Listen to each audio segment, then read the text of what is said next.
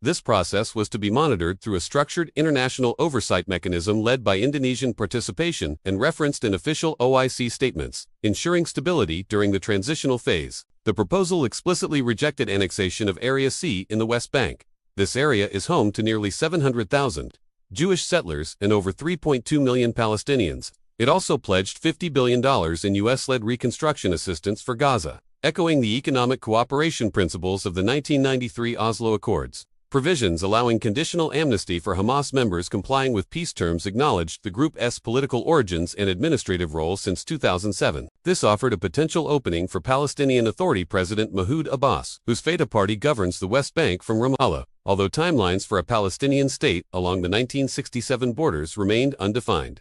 Arab nations, including Saudi Arabia and Jordan, viewed the draft as a workable foundation for negotiations. The framework aligned with the intent of UN Resolution 242, which calls for withdrawal from territories occupied after the 1967 war. This reinforced the argument that sustainable peace is impossible without Palestinian sovereignty. Netanyahu's subsequent revisions dismantled this balance entirely.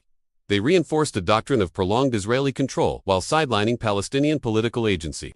On September 28, 2025, inside the White House Roosevelt Room, Netanyahu leveraged his Likud party's firm opposition to territorial compromise to reshape the proposal. The finalized 20-point plan, according to the September 29 White House press release, conditioned Israeli troop redeployment on Israel's unilateral security assessment. It formalized an extended security buffer along Gaza's Philadelphia corridor near the Rafah border. This structure reflected the post-2005 disengagement model in which ground forces withdrew while external control persisted.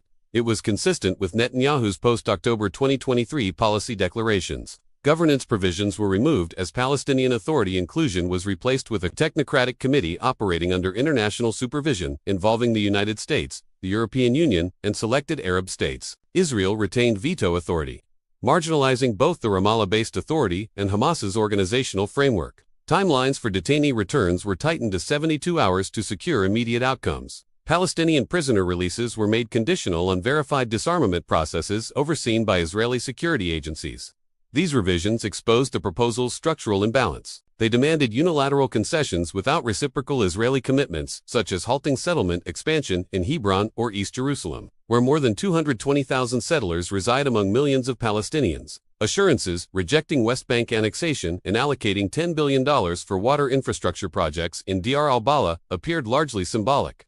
They echoed past initiatives like Camp David that collapsed under similar asymmetries and preceded renewed cycles of confrontation.